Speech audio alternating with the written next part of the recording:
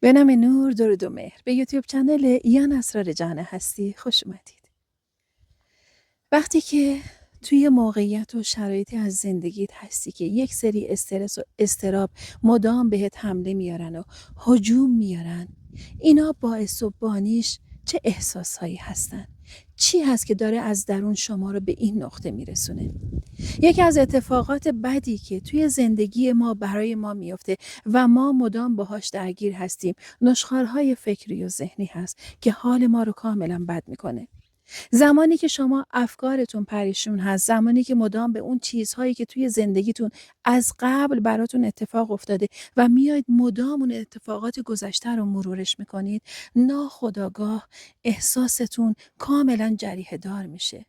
حالا میتونه از کسی ناراحت بشید، میتونید نمیدونم از اتفاق بدی که براتون افتاده ناراحت بشید، هر گونه از دست دادنی باشه که میتونه حال شما رو بد کنه و یا حتی هر گونه حسرت و نرسیدنی. همه این حس و حال‌های بد به شکل‌های مختلفه. انسان اومده که این زندگی رو تجربه کنه، به زیباترین شکل تجربه کنه و هر کدوم از ما رسالتی مختص خودمون داریم، اما خیلی از ماها فراموش کردیم که چه هدفی توی این زندگی داریم، با چه شوقی میخواستیم بیایم روی این کره خاک زندگی کنیم و به اهدافمون برسیم.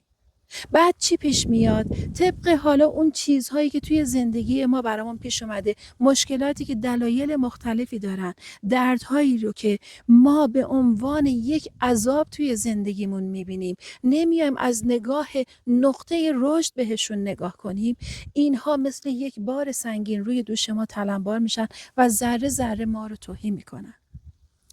اتفاقی که برای شما میافته و باعث میشه که درگیر این گونه مسائل بشید و توی اون حال بدتون غرق بشید چی هست؟ اولین چیزی که بهش اشاره میکنم برگشتن به گذشته است. شما هر اتفاقی توی زندگیتون ممکنه براتون بیفته، هر کار اشتباهی میتونید انجام بدید، هر چیزی ممکنه برای شما پیش بیاد. مدام برمیگردید به گذشته و به اون گذشته فکر میکنید و این باعث میشه که سطح ارتعاش شما کاملا پایین بیاد، انرژی شما کاملا تحلیل میره و یک جوری این ذهن شما در اصل داره از شما انرژی خاری میکنه، اون ذهنی که تحت تأثیر افکار مربوط به گذشته هست و شما رو داره پایین میکشه. چه کار باید انجام بدید وقتی که درگیر افکار گذشته، اون اتفاقاتی که توی گذشته براتون افتاده میشید؟ کاری که باید انجام بدید، یک، این که لطفاً به گذشته بر نگردید، عادت ذهنیتون رو تغییر بدید. شب موقعی که میخواید بخوابید به اتفاقاتی که اون روز براتون افتاده و شما رو آزار داده فکر نکنید و مدام بگید چرا این اتفاق افتاد، چرا این مسئله برای من پیش اومده و خیلی چیزهای دیگه. به جای اون بیاید چه کار کنید؟ همون اتفاقات رو اگر میخوای مرور کنی بابتش خدا رو شکر کن. توی هر اتفاق بدی خیر ببین. هر چیزی که میخواد باشه، از دست دادن کسی باشه، از دست دادن پول باشه، از دست دادن سلامتی باشه، خیر ببین. انسان زمانی که یاد بگیره از هر چیزی به خیر نگاه کنه، اون موقع موقعیت و شرایط زندگیش خیلی تغییر میکنه. اصلا شما یه آدم دیگه میشید، با یه نگاه دیگه، با یک فکر دیگه و مسیرهای زندگی شما به شکلهای مختلف براتون تغییر میکنه. چرا؟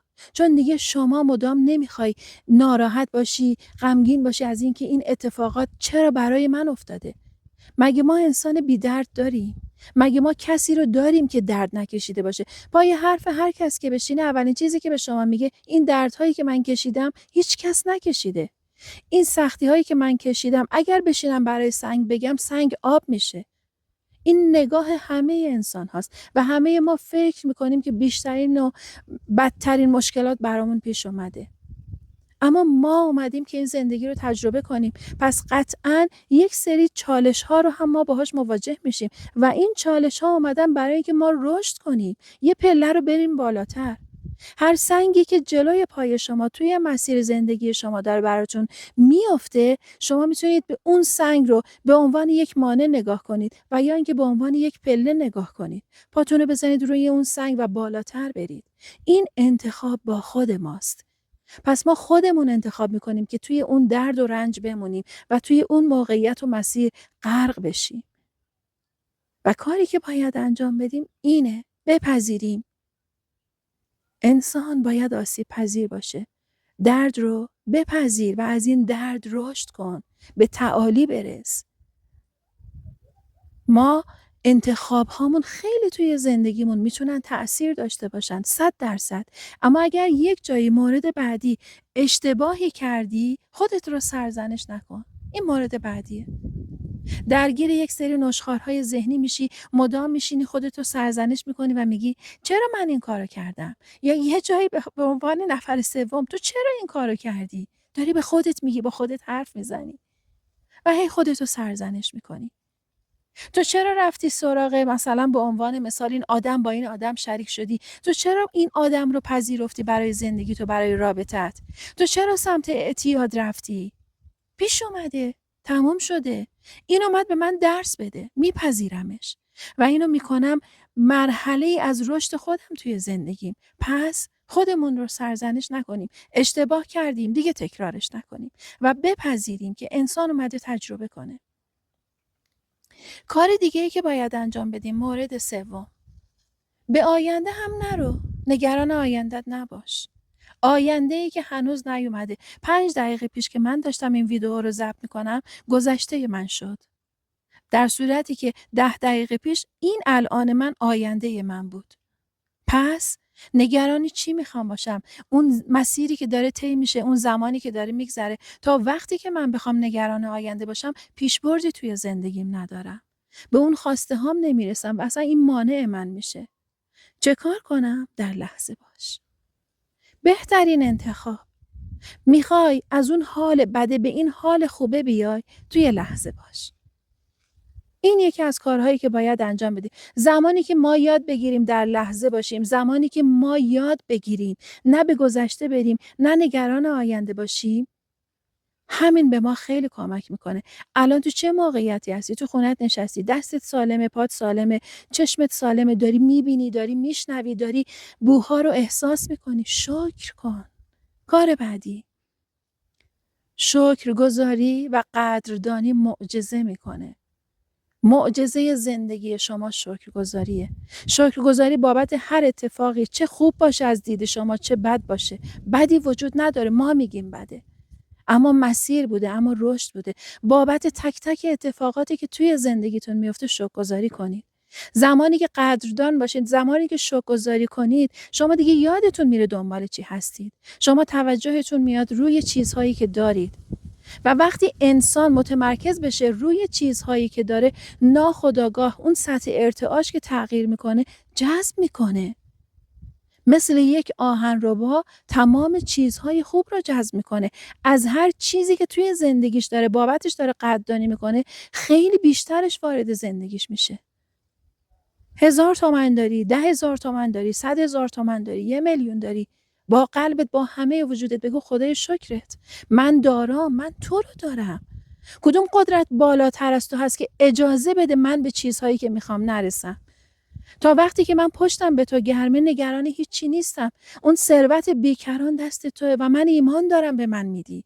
و وقتی که شکرگزاری میکنی، تو توی آغوش گرم خدا هستی و خدا میگه این میفهمه، این میبینه، این چیزهایی که من آفریدم رو میبینه.